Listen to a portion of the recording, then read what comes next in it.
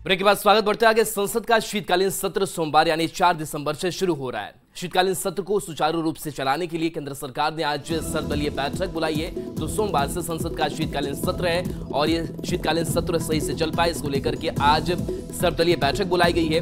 केंद्र सरकार ने मौजूदा शीतकालीन सत्र के लिए 24 विधेयक सूचीबद्ध किए हैं और सरकार सर्वदलीय बैठक में सभी विपक्षी दलों को इसके बारे में सूचित करेगी। तो काफी महत्वपूर्ण बैठक यह होने वाली है। सोमवार से संसद का शीतकालीन सत्र और ऐसे में सत्र में जो विधेयक पेश होने हैं, जो सवाल जवाब सत्ता पक्ष और विपक्ष के होने हैं, वो स्वस्थ हो और जनता के मुद्दों पर बात हो, इसको लेकर के यह बैठक काफी महत्वपूर्ण। 24 विधेयक सूचीबद्ध किए गए हैं। केंद्र सरकार ने मौजूदा शीतकालीन सत्र के लिए ये विधेयक सूचीबद्ध किए गए हैं, जिसमें सर्वदलीय बैठक में भी इन पर चर्चा की जाएगी।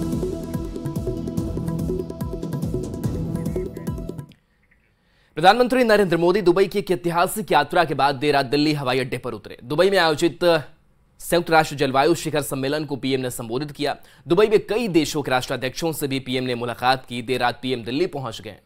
तो ये तस्वीर आपको हम दिखा रहे हैं जब दिल्ली एयरपोर्ट पर उतरे हैं प्रधानमंत्री नरेंद्र मोदी। बड़ा कार्यक्रम था दुबई में और इस ऐतिहासिक यात्रा के बाद से अपने वो लौटे हैं।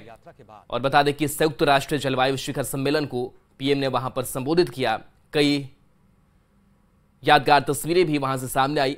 दुबई में कई देशों के राष्ट्राध्यक्षों से पीएम ने मुलाकात की, उनसे बातचीत की और ये तस्वीर दिल्ली एयरपोर्ट की है जब इस महत्वपूर्ण कार्यक्रम से वापसी प्रधानमंत्री नरेंद्र मोदी की दिल्ली में हुई है।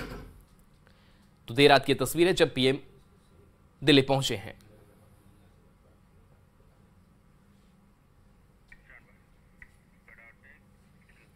भगवान रामलला की नगरी में प्राण प्रतिष्ठा को लेकर आमंत्रण पत्र के बांटने का भी सिलसिला शुरू कर दिया गया है। अयोध्या के प्रमुख मंठों को बकायदा आमंत्रण पत्र भेजा जा रहा है। आमंत्रण पत्र राम मंदिर ट्रस्ट के महासचिव चंपत राय की तरफ से भेजा जा रहा है।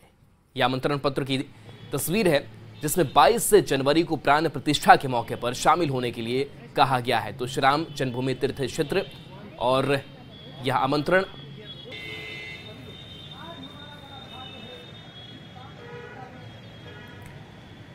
तो ये तस्वीर हम आपको दिखा रहे हैं जहां पर मठों को बकायदा आमंत्रण पत्र भेजा गया है और आमंत्रण पत्र की जो तस्वीर है वो भी सामने आ गई है। प्राण प्रतिष्ठा समारोह होना है और इसमें कई लोगों की भागीदारी होगी और पूरा देश इंतजार इस रामलला मंदिर को लेकर के कर रहा है।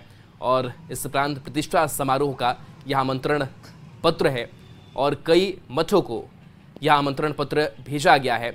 इसमें कई मठों के महंत शामिल होंगे। बता दें कि आमंत्रण पत्र राम मंदिर ट्रस्ट के महासचिव चंपत राय की तरफ से भेजा जा रहा है। तो इसमें लिखा गया है कि अगर आपकी उपस्थिति होगी और कार्य प्रगति पर लगातार है और ये आमंत्रण पत्र में पूरी जानकारी भी है। और लगभग 6000 लोगों को निमंत्रण पत्र पूरे देश में जाएगा। तो अभी से उसकी प्रक्रिया शुरू कर दी गई है। अभी से नहीं करेंगे तो बहुत बड़ा काम है। निमंत्रण देना भी आज के समय बहुत बड़ा है, तो इसलिए सबको शुरुआत कर दी। जेडीयू की ओर से एक बार फिर आरक्षण का दांव चला जा रहा है। इस बार ईडब्ल्यूएस वाले आरक्षण को बीजेपी शासित राज्यों में लागू नहीं होने को लेकर मुद्दा बनाया जा रहा है। जेडीयू के सवालों पर जवाब बीजेपी के नेता दे रहे हैं।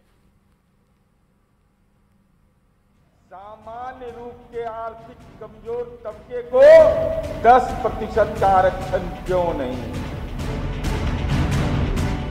ईडब्ल्यूएस आरक्षण को लेकर जेडीयू ने केंद्र सरकार पर हमला किया है। जेडीयू प्रवक्ता नीरज कुमार ने पूछा है कि बीजेपी शासित राज्य मणिपुर, अरुणाचल प्रदेश और एनडीए शासित सिक्किम और नागालैंड में ईडब्ल्यूएस आरक्षण की सुविधा क्यों नहीं है? केंद्र शासित प्रदेशों में भी ईडब्ल्यूएस की सुविधा नहीं दी गई। देश में 12 राज्य हैं जहां ईडब्ल्यूएस आरक्षण नहीं है। जेडीयू प्रवक्ता ने कहा, आरक्षण का जो दायरा बढ़ा है उसे 9वीं अनुसूची में डालने के लिए केंद्र पर दबाव डाला जाएगा। यदि बिहार के सांसद अपनी आवाज नहीं उठाएंगे तो वे उनकी पोल खोलेंगे। अगर देश के अंदर में डॉक्टर भीमराव अंबेडकर का संविधान है और उस संविधान के तहत आरक्षण का अधिकार प्राप्त है, तो भाजपा शासित राज्य में मणिपुर, अरुणाचल प्रदेश, केंद्र एनडीए शासित और केंद्र शासित प्रदेश लक्षद्वीप, सिक्किम, मेघालय, मिजोरम, नागालैंड, अंडमान निकोबार, पांडिचेरी, चंडीगढ़ में सामान्य रूप के आर्थिक कमजोर तबके को 10% का आरक्षण क्यों नहीं? इधर ईडब्ल्यूएस आरक्षण पर जेडीयू प्रवक्ता नीरज कुमार के हमले का जवाब बीजेपी की ओर से पार्टी प्रवक्ता नीरज कुमार की ओर से दिया जा रहा है। बीजेपी कहती है जिन राज्यों की चर्चा हो रही है वहां ज्यादा आबादी आदिवासियों की है, वहां 80% आरक्षण दिया गया है। यदि आरक्षण की इतनी ही चिंता है तो तमिलनाडु में आरक्षण क्यों नहीं दिया जा रहा? बीजेपी कह रही है कि जेडीयू को दरअसल मोदी फोबिया हो गया है। इंडिया अलायंस वालों को मोदी फोबिया हो गया है। चुनाव से पहले उनको मोदी का भय सता रहा है। वो जिन 6 राज्यों का नाम लिए हैं नॉर्थ ईस्ट का, जहां की विषय में बता रहे हैं उनके एक प्रवक्ता, जदयू के प्रवक्ता, कि वहां आरक्षण लागू ईडब्ल्यूएस और ओबीसी नहीं है। उनको शायद नहीं मालूम है कि वहां की 95% आबादी आदिवासी आबादी है और वहां मोदी सरकार ने 80%, जी हां 80% आरक्षण दिया है। आप तो बढ़ाने के बाद भी उतना नहीं कर पा रहे हैं। मेघालय हो, सिक्किम हो, कहीं भी हो। और अगर आपको इतनी ही चिंता है तो तमिलनाडु में आपकी सरकार है, वहां ईडब्ल्यूएस आरक्षण आपने अभी तक क्यों नहीं लागू किया, इसका भी जवाब आपको देना चाहिए। बार बार यदि बिहार की सियासत में कुछ गूंजता है तो वो है जाति, वो है आरक्षण वाला दांव। बिहार सरकार ने आरक्षण का दायरा बढ़ाते हुए उसे 75% तक कर दिया। अब सवर्णों में अति पिछड़ा वर्ग के लिए देश के वैसे राज्यों में आरक्षण पर सवाल जेडीयू की ओर से उठाया जा रहा है जहां पर बीजेपी सरकार का हिस्सा है। अब चुनावी मौसम में आरोप प्रत्यारोपों के बीच यदि कुछ निकल कर आ रहा है तो वो है नेताओं की अपनी अपनी स्वार्थ वाली सियासत। Bureau report, news 18।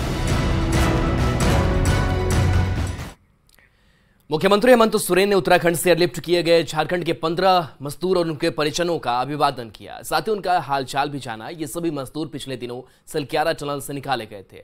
झारखंड सरकार ने इन सभी मजदूरों का उत्तराखंड से दिल्ली के रास्ते रांची में एयरलिफ्ट किया। इसके बाद इन सभी मजदूरों को रांची के बिरसा मुंडा एयरपोर्ट से सीधे मुख्यमंत्री आवास ले जाया गया, जहां मुख्यमंत्री ने बारी बारी से हर एक मजदूर से मुलाकात की और उनका कुशलक्षेम जाना। इस मौके पर श्रम मंत्री सत्यानंद भोक्ता, विधायक विनोद सिंह के साथ साथ मुख्य सचिव सुखदेव सिंह समेत कई आला अधिकारी मौजूद थे। इन सभी मजदूरों और उनके परिजनों को स्टेट गेस्ट हाउस में ठहराया गया है।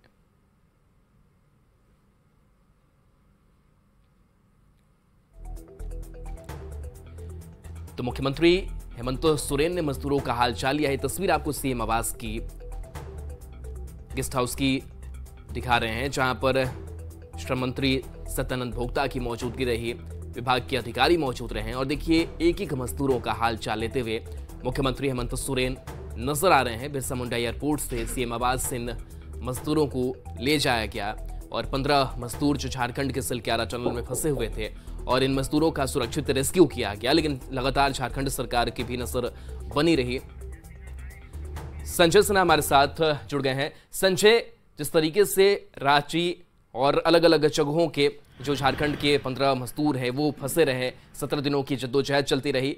झारखंड सरकार की अगर बात करें तो लगातार झारखंड सरकार भी मॉनिटरिंग करती रही। अब भी ये झारखंड वापस आ गए हैं। तस्वीरें जो देख पा रहे हैं कि किस तरीके से 1 to 1 एक-एक के लोगों से मुलाकात कर रहे हैं, बातचीत कर रहे हैं। स्टेट गेस्ट हाउस की अगर बात करें तो किस तरीके से इन मजदूरों को रखा जा रहा है, क्या सुविधाएं दी जा रही है और सरकार की कितनी नजर है?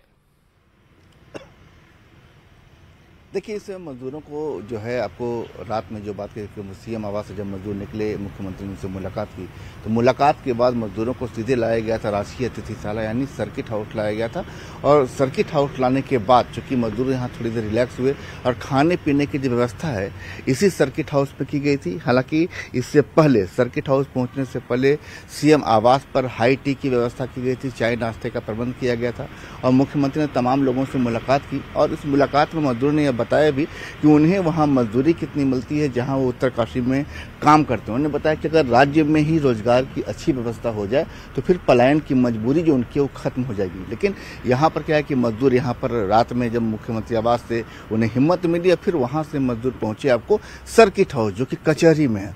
सर्किट हाउस में आने के बाद मजदूरों यहाँ पर रहे। इसके बाद तमाम जिलों के अधिकारी यहाँ पहुंचे और सभी जिलों के अधिकारी जो उनके क्षेत्र के, जो उनके गांव के जहाँ जहाँ के रहने वाले थे मजदूर, उन्हें अपने साथ ले गए। देखिए यहाँ पर जो है आपको पूर्वी सिंहभूम के कुल 6 मजदूर हैं, रांची के मांझी के 3 हैं, खूंटी के 3 हैं, गिरिडीह के 1 हैं, चाईबासा के 1 मजदूर है। तमाम लोग अपने घर के लिए सूचना मिल रही है सर्किट हाउस से कि सभी लोग रात में ही देर रात ही यहाँ से अपने रवाना हो चुके हैं। चूंकि एक कहते हैं कि भावना होती है कि घर लौट चुके हैं तो घर जाने की जल्दबाजी भी होती है कि एक बार जाएं, अपने घर के लोगों से मुलाकात करें और मुलाकात करके जो उन्होंने सामना किया है, जिस विपरीत हालत को उन्होंने देखा है, परिवार के साथ जाकर वहाँ बताएं। देखिए जब आप ऐसे मुश्किल हालात से बाहर निकलते हैं तब फिर सबसे पहले आपका सामना अधिकारियों से होता है, मीडिया से होता है, फिर जिन लोगों से मुलाकात होती है आप उनसे अपनी बातें करते रहते हैं। उनका लगातार कह सकते हैं कि मॉनिटरिंग की जाती रही, उनको रिसीव किया गया, लेकिन अब जब वो घर पहुंच जाएंगे तो क्या सरकार की कोई मंशा है कि उन तक कोई मदद पहुंचाई जाए?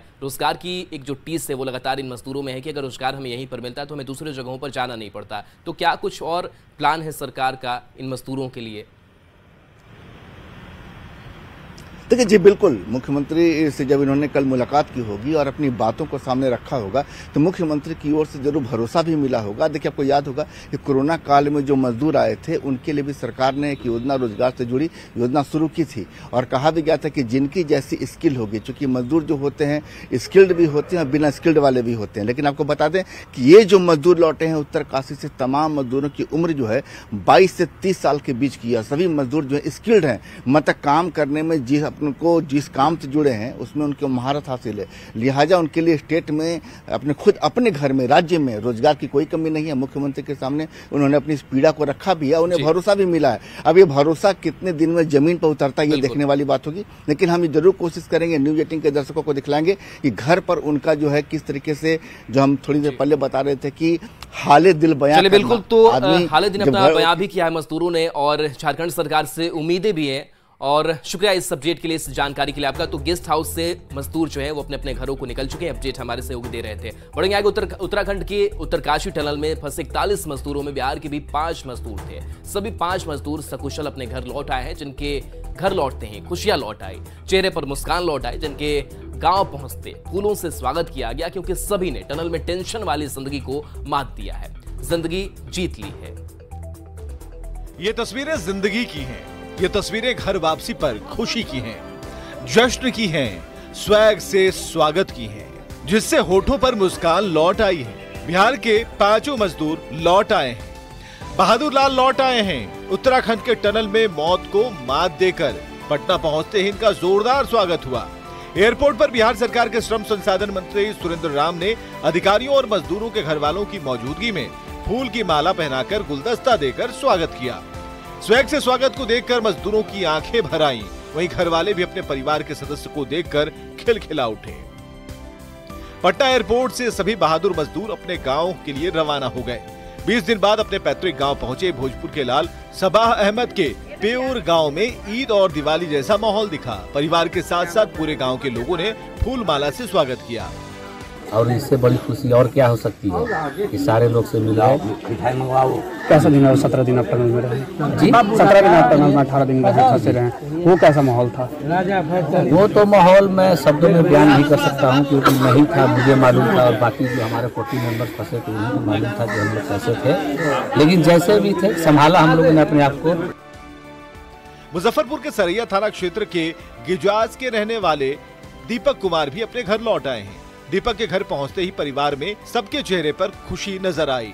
घर वालों के साथ साथ गांव के लोगों ने भी स्वागत किया। प्रधानमंत्री को नमस्कार करते हैं, मुख्यमंत्री को भी नमस्कार करते हैं और सिपाही लोग को भी नमस्कार करते हैं। मेरा बेटा अच्छा से निकल गया। 2 दिन तो थोड़ा डर का माहौल था, सब लोग थोड़ा डरे हुए थे, क्योंकि बाहर हम लोग का किसी से कांटेक्ट था नहीं, हम लोग को पता नहीं था बाहर कुछ हो रहा है कि नहीं हो रहा है, हम लोग कब बाहर निकल पाएंगे। इस वजह से 1-2 दिन सर थोड़ा डर का माहौल बना रहा। फिर जैसे सर पाइप के माध्यम से हम लोग को हवा और बातचीत शुरू हो गया, उसके बाद थोड़ा डर कम हो गया। छपरा के रहने वाले सोनू की वापसी पर डीएम ने अपने दफ्तर में बुलाकर जोरदार तरीके से स्वागत किया।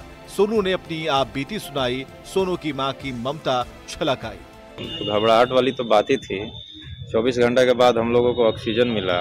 ऑक्सीजन मिलने के बाद जो हम लोगों ने मैसेज किया, मैसेज करने के बाद जो कंपनी से रिप्लाई आया कि हम आपका मैसेज हमारे पास पहुंच चुका है, आपको हम सफलतापूर्वक रेस्क्यू कर लेंगे, आप घबराइए मत। तब जाके हमारी जान में जान आई। मैं तो बहुत दुआ मांगी थी, मेरा बच्चा मेरे घर आ जाए। अब बच्चा आपके पास आ गया है, फिर भेजेंगे? हम नहीं भेजेंगे। बिहार के सभी मजदूरों की घर वापसी के बाद सरकार हर संभव मदद का भरोसा दिला रही है, हर तरह की सुविधा देने की बात कह रही है।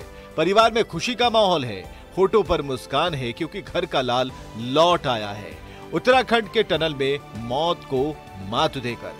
न्यूज 18 के लिए पटना से रजनीश, भोजपुर से अमरजीत, मुजफ्फरपुर से प्रियांक, सौरभ और छपरा से संतोष गुप्ता के साथ ब्यूरो रिपोर्ट। और देखिए, इस बीच रांची से बड़ी खबर है, जहां राज्यपाल ने फिर से विधायक स्थानीय नीति जो है वो लौटा दिया है। विधायक को विधानसभा से पुनर्विचार करने को कहा है। राजभवन ने कानूनी मुद्दे पर राय मांगी थी, अटॉर्नी जनरल से राय मांगी गई थी, तो स्थानीय नीति विधायक को एक बार फिर से राज्यपाल ने लौटा दिया है। निरंजन हमारे साथ जुड़े हैं। निरंजन, जो भी विधायक जा रहे हैं वो राजभवन से लौट जा रहा है, ट्रेंड से नजर आ रहा है। इस बार क्या बात राजभवन की तरफ से रखी गई है? जी बिल्कुल, आपने सही कहा। इससे पहले भी राजभवन द्वारा 5 विधेयक को वापस किया गया। इससे पहले जो राज्यपाल सीपी राधाकृष्णन भी 3 विधेयक को लौटाए हैं, और इससे पहले जो यहाँ के राज्यपाल थे रमेश बैस, उसने भी इस विधेयक को लौटाया। इस पर कानूनी विचार करने को कहा। राजभवन ने विधेयक में शामिल कानूनी मुद्दों पर अटॉर्नी जनरल से राय मांगी थी। 15 नवंबर को अटॉर्नी जनरल की राय मिलने के बाद राजभवन ने बिल को लौटाया। राज्यपाल ने संदेश के माध्यम से विधानसभा के अटॉर्नी जनरल से राय को अवगत करा दिया गया था। इसमें मूल जो छिपे हुए हैं उनका कहना यह है कि विधेयक की धारा 16(2) और 6A अनुच्छेद 14 का उल्लंघन कर सकती है, यह अमान्य हो सकती है। हालांकि इसमें ये साफ तौर पर ये जो उल्लेख किया गया है कि स्थानीय नीति को परिभाषित साफ तौर पर नहीं किया गया है, इसको लेकर अटॉर्नी जनरल से राय मांगी है। अब देखना यह है कि अब राजभवन और सरकार में हमेशा तकरार होती रहती है, लेकिन जिस तरह से आगामी लोकसभा चुनाव को देखते हुए और कल 5 राज्यों के जिस तरह चुनाव परिणाम आने को इंतजार लोग पूरे देश कर रहा है, निश्चित तौर पर एक बार फिर राजभवन और सरकार में तकरार बढ़ सकती है और कहीं न कहीं पूरे झारखंड के लिए ये मुद्दा उठ सकता है, क्योंकि इससे पहले भी कई विधेयक को लौटाया गया है। अब देखना क्या है कि ये जो अभी आगामी शीतकालीन सत्र आने वाले हैं, लगभग 23 दिसंबर से इसका भी तय नहीं किया गया है। क्या राज्यपाल इस मुद्दे को जो लौटाया है, ये सरकार एक बार फिर इस पर विधानसभा में रख सकती है। लेकिन इससे पहले ये एक विधेयक नहीं है, इससे पहले भी कई विधेयक, ओबीसी आरक्षण बिल हो या फिर निजी यूनिवर्सिटी का बिल हो, कई विधेयक को लौटाया गया है। निश्चित तौर पर स्थानीय नीति का जो मुद्दा है वह राज्य का सबसे बड़ा मुद्दा है। ये सत्ता पक्ष के लिए नहीं बल्कि विपक्षी दलों का है, क्योंकि आगामी लोकसभा से लेकर उसी साल यानी 2024 के दिसंबर में विधानसभा चुनाव भी होने वाले हैं झारखंड में, और आगामी अप्रैल में चुनाव होने की घोषणा है। तो निश्चित तौर पर एक बार फिर झारखंड के लिए सबसे बड़ा मुद्दा ये बन सकता है। जी चलिए, शुक्रिया निरंजन इस अपडेट के लिए आपका।